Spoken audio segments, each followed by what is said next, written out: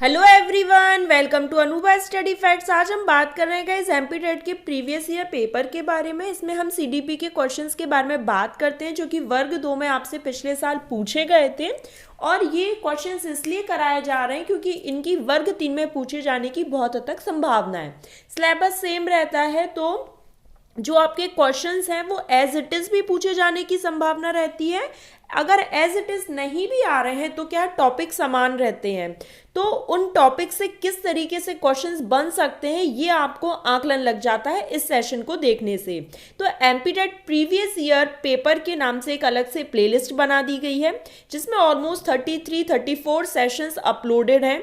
अगर आपने अभी तक नहीं देखे तो उन सेशंस को देखिए। टेलीग्राम पर मैंने क्या किया हुआ है कि आपको पूरी प्लेलिस्ट भी शेयर कर दी है और आपको पीडीएफ भी वहां पर शेयर कर दिए हैं। चलिए आज का सेशन शुरू करते हैं। फर्स्ट क्वेश्चन है कि जो आईक्यू है उसको किस तरीके से शो किया जाता है। तो आईक्यू क्या होता है? Mental as upon chronological age into 100।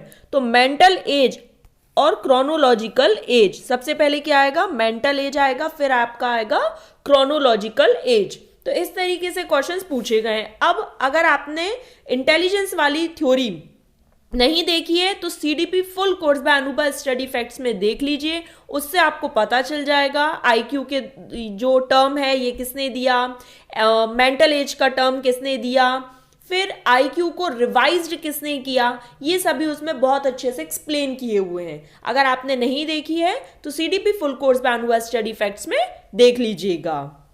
Which genetic problem is associated with heart disease, तो ये बिल्कुल फैक्ट बेस्ड है, डाउन सिंड्रोम।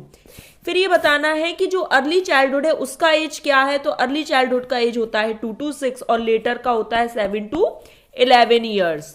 तो प्याजे की थ्योरी नहीं देखी है तो देख लीजिए।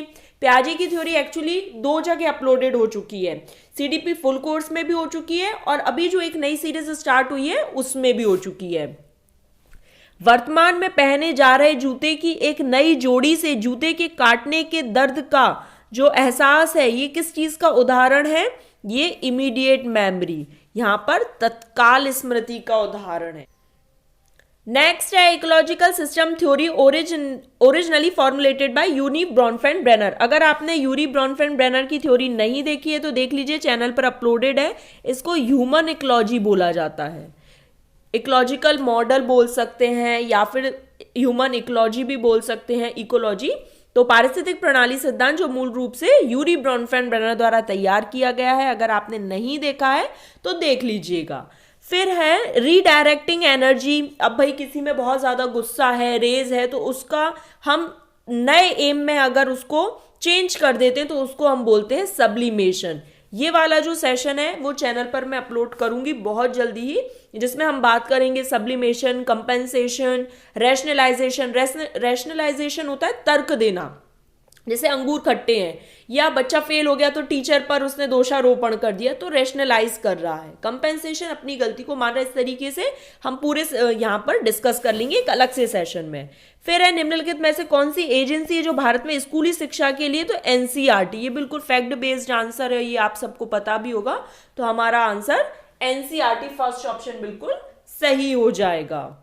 नेक्स्ट है law of readiness highlights the need of, मतलब अब व्यक्ति तैयार है या नहीं है, इस चीज का ये कैसे पता लगता है? तो जब तक परिपक्वता, मतलब मैच्योरिटी आनी चाहिए व्यक्ति में। ये आपने देखा भी होगा कि व्यक्ति अगर मैच्योर होता है तो वो काम आसानी से हो जाता है। तो बिफोर लर्निंग मैच्योरेशन सबसे बड़ी आवश्यकता हो जाती है। फिर है चंकिंग पर मिलर के जो सिद्धांत के अनुसार जो मैजिक नंबर है ये बिल्कुल फैक्ट बेस्ड है, 7 + -2। ये आप याद रखिएगा, 7 + -2। हम एमपीटेट के प्रीवियस ईयर सेशन में इसको डिस्कस कर चुके हैं। मतलब वर्ग 2 में जो प्रश्न पूछे गए ना वो भी रिपीट हुए एज इट इज। तो वर्ग 3 में तो बहुत हद तक संभावना है कि एज इट इज पूछ लिए जाए, क्योंकि हम 100 सेशंस लेकर आएंगे। 33 या 34 सेशंस हमारे आ चुके हैं। जब हम ऐसे 100 सेशंस कर लेंगे तो आप लोग खुद सोचिए आपकी कितनी अच्छी अंडरस्टैंडिंग डेवलप हो जाएगी। फिर बात आती है कि गार्डनर का मल्टीपल इंटेलिजेंस थ्योरी, अगर नहीं देखी है तो देख लीजिए, CDP full course by Anubha study fact में है। तो ये किस प्रकार की है? तो ये बॉडीली काइनेस्थेटिक है, जहां पर बॉडी से पूरा मूव होता है, बॉडी को मूव किया जाता है। तो यहाँ पर आप ध्यान रखिए, अगर आपने नहीं देखी CDP फुल कोर्स बाय अनुभव स्टडी फैक्ट्स में देख लीजिएगा। हॉवर्ड गार्डनर की लिंक जो है वो टेलीग्राम पर मैंने शेयर कर दी है, मैं एक बार और शेयर कर दूंगी, तो वहां पर आप देख लीजिए, पूरी अंडरस्टैंडिंग बिल्डअप हो जाएगी।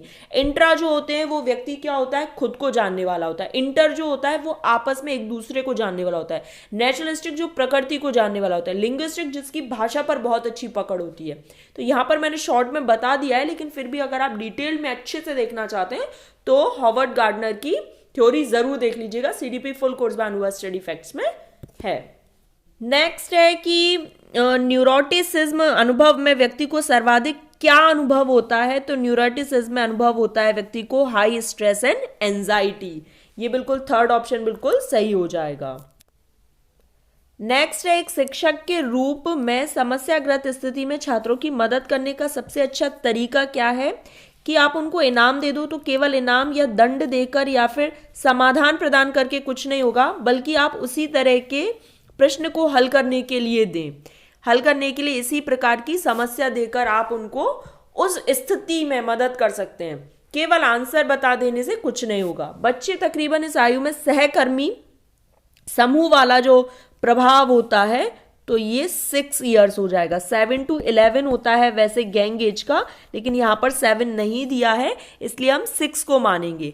प्री गैंग एज जो होती है वो 2 to 6 होती है। 7 to 11 जो होती है वो आपकी गैंग एज हो जाती है। अगर आपने प्याजे की थ्योरी नहीं देखी है तो चैनल पर अपलोडेड है, देख लीजिएगा। नेक्स्ट है, निम्नलिखित में से कौन सी जो वर्किंग मेमोरी की विशेषता नहीं है। वर्किंग मेमोरी है तो वो परमानेंट नहीं होती है, याद रखिएगा। तो सेकंड ऑप्शन बिल्कुल सही हो जाएगा, क्योंकि हमसे ये पूछा गया था कि विशेषता नहीं है। जब नहीं पूछा गया है तो इट इज परमानेंट, ये चीज गलत है।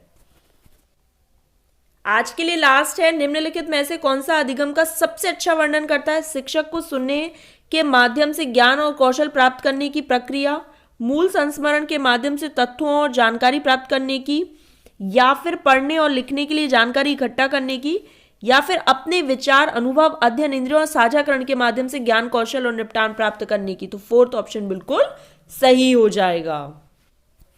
तो गाइज यहाँ पर हमारा सेशन कंप्लीट हुआ। अगर सेशन पसंद आया तो कमेंट कर कर बताना, और ज्यादा से ज्यादा शेयर करना उन लोगों के साथ जो लोग MP टेट की तैयारी कर रहे हैं। वर्ग 3 की जो लोग तैयारी कर रहे हैं उन तक ज्यादा से ज्यादा शेयर करना। नेक्स्ट सेशन में मिलेंगे। Thanks for watching this video.